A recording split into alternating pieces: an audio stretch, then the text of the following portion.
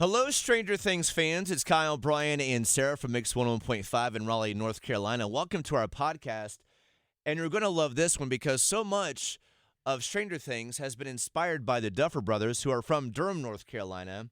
And where we live, so many references and places are from in this area itself. And somebody who knows all about these fun facts is the hidden historian herself. Her name is Heather Lee. She has visited most of these places that Stranger Things is connected to right here in Raleigh, North Carolina, Durham, etc. And she is with us right now to tell us about all these fun facts that get us very excited when it comes to watching the show. Heather, thanks for being here. What got you most excited about going to all these places? Yeah, the most exciting one for me, there's a lot of really cool ones, but the most exciting one was this 1940s Art Deco radio station that is right off of, I don't want to give the exact location, but it's in Cary, and I drive past it all the time.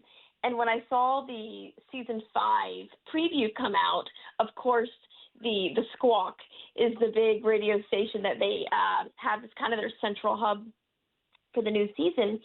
And I was like, what? I know that building. That building is near my house. It's an unmanned radio station. Hasn't been manned in decades, but it's still an active transmitter site. And Heather, is it true that much like the show in Stranger Things, besides it looking nearly identical, which is crazy, when you watch Stranger Things and see the building and you realize that building is actually inspired by a building in Cary, North Carolina. It's crazy. Tell me there is the underground bunker. Tell me there's a bomb shelter in the Cary one like there is in the show. So there is. So I got to go into that building. Oh, that's so fun. It was amazing. And so I'm very fortunate that, of course, as soon as the season 5 preview came out, I was like sharing pictures of it, sharing photos of the inside to let people know. And a bunch of Stranger Things fans from across the country reached out to me, asking if they could use the photos. And because it's a big deal, everyone finding out that this is a real place, right here near where the Duffer Brothers grew up. And WPTF, We Protect the Family, was kind of a Durham-based station. And, of course, they grew up in Durham, so they would have known about it. Yeah. Man, I bet you're going to be doing Stranger Things content for the next 2 months. This is your wheelhouse. You're in the perfect location for where the most attention is being placed amongst pop culture enthusiasts. This is your bag. You've got to be killing it on your numbers. Oh yeah, it's wonderful. And I'm really, again, just through sheer luck, one of the only people who has actual photos of the inside of this building. Look at you. Yeah. That's so, I mean, I'm assuming like publications are calling you. Yeah, they are. And it's really cool because the building, when I went in there several years ago, it's old. Again, it hasn't been manned, but when it was manned, the DJs would stay there overnight, right? So there's a kitchen, there's a place to sleep, there's a bathroom in the downstairs.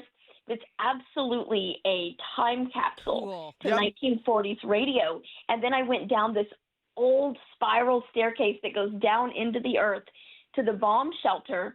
And there was even a little room where the disc jockey could still do radio if the world was ending outside. They'd be in that little bunker transmitting, really just like in Stranger Things, right? This place where you're kind of safe from the world and you've got everything you need and could stay overnight and could still transmit even if Hawkins is completely under fire. Wow. Right? I mean, it does make sense because radio was like the number one way to get information out at that time. Reminds me of the King's Speech where he learns how to speak the whole movie so he could do a radio broadcast in one little room to everybody. So I got to know, there's this place I saw online called the Big Hole. It's in Chatham County. It's this like big, brutalist, no personality type building. Looks kind of scary. And I was reading that. Was that actually the inspiration for the Hawkins National Lab? Yeah, so I believe, and many people believe, that Hawkins National Lab is a combination of the Big Hole, which I've been nervous to even talk about, right? Why? Why are you nervous? Because, I've seen it on several other publications, but it's a secret underground government lab that was built during the Cold War. That's in Chatham County, and it's at the end of this road called Big Hole Road. And when you get there, I mean, it's like, this is a private road. Do not go down this road. And then there's, if you do go down the road, like say on Google Maps, you can check, and there's a guard station and a big fence, and it's just, you are not to go there. And from what I've read about it, people who did work there, when they left, they said they just had to wipe their memory of it. They're just not allowed. It's very secret. And no one really knows exactly what goes on, but it's an underground government, secret place. Still, like or because we were looking it up before we started talking to you, and What do they do now? Yeah, they don't still use it for that, do they? I don't know. We don't I know. don't No know. one knows. An underground roller derby club. They meet up on Mondays and they just rip each other when, up. when you know this, really secret. and Heather, when you secret know roller this derby club. and you watch the show, the connections really blow your mind because you're like, wait a second, there's an underground secret lab that is in Stranger Things. Wait a second, it's based on this place that we're talking about. All these North Carolina connections, specifically Triangle connections, are really astonishing to me. What I love about the Duffer Brothers, the more I'm learning about them, is one, they had a hard time in high school, which and then they honored their drama teacher for helping them go and do what they do. Then they also clearly are a little nerdy into digging into local history and using all these points within our community in their show. I just want to point out that these are very nerdy ventures, and I think that it's so cool that nerds, you may have a hard time in high school and you're super nerdy, but that's what's going to make you amazing as an adult, an interesting person. My mom always said, hey, those nerds, don't ever make fun of them because they'll eventually be your boss. You better watch yourself. Yeah. One of my favorite fun facts, I know Jordan High School is kind of referenced in the show, and Jordan Lake and the Eno River and all these things, but something that really stands out to me too is the Loch Nora neighborhood in Stranger Things is actually based on a real-life neighborhood in Durham. Is that right? Yeah, and it's called Loch Nora. Oh, Yeah. Original. And it's the Halloween. And they've spelt it slightly differently. I think the apostrophe is in a different place in Stranger Things than in real life. But even the sign to enter the neighborhood, like the brick sign, looks the same in the TV show So cool. as it does in real life. They've modeled it after it. And that was, for those of you who are wondering, Loch Nora was the neighborhood that gives the good candy for Halloween, the full-size candy bars.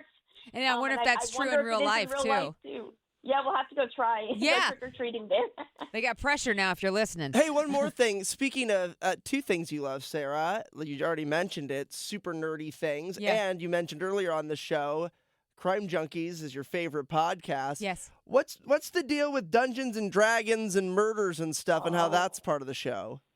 Yeah, so let me tell you, last season, which they really kind of go into the Dungeons and Dragons panic of the 1980s, I remember which was that. a very real thing. Yeah. Yeah, it was a very real thing. I grew up in the 1980s, but I was too young to play D&D. Yeah, me too. But I started playing in the 90s, and I remember my mom was scared when she heard that I was playing Dungeons and Dragons, which is just so funny because it's obviously there's nothing scary about it. It's just a game where you use your imagination and roll dice, and it's really fun. But in the 80s, when it's newer, there was a couple of unrelated cases, but they related to college campuses, right, which scared people because you want to think college is a safe place to send your kids.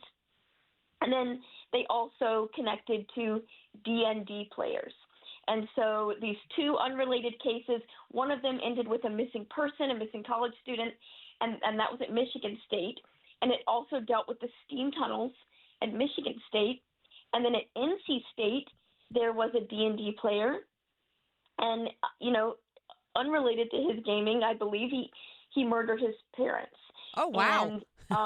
And then the D&D players were also using the steam tunnels here at NC State. That's so and cool. So for a long time, there was this urban legend that the steam tunnels at NC State were, dangerous. And they are dangerous. Don't go inside them. But that they were this dangerous, scary place where the D&D players would go, and that they got sucked into their own world.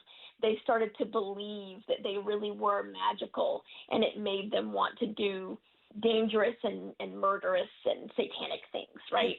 And so when you see what happens to Eddie in season 4, where they accuse him of murder and they say that, he's dangerous and scary because he plays D&D, that's very much based in real beliefs from that time period, right? It was very real for people who could remember that time. Yeah, I definitely remember the D&D panic. It was around the same time as the satanic panic of the same era. But what I think is hilarious about that is if you were to actually meet a real D&D player, go find a LARPing community and find out how dangerous they actually are. Live action role play, they will get you with those foam swords. Thunderbolt! Yeah, beware. Heather, thank you for the time today. And if you want to follow Heather Lee and know all the fun things about North Carolina, your knowledge seemingly infinite. So fascinating. Hidden Historian on Facebook. Do you also have an Instagram account? I do. It's let me actually check it. It's like NC Hidden History or Raleigh Hidden History. Hold on. That's I know okay. I should have made them all the same. It's okay. You're good. It happens. It's actually it's Raleigh Hidden History on Instagram. Gotcha. Right on. Well, your knowledge and passion for this is just a really, really cool thing. Can we call you back for other stuff on the show? Oh, sure. Great. I love to talk about anything abandoned, forgotten, any like secret tunnels under your feet. That Oh my pile of God. rocks used to be a castle. You abandoned and forgot. You can talk about Kyle all day. I think that me and you should go find that graphite mine off Lead Mine. Oh, that would be cool. Yeah. I love this. Hey, Heather, thank you for the time. Thank you for doing all this so we could have a fun conversation with you today. And thank you for the time. Keep on searching for those fun things we should all know about. Thank you. Have a great morning.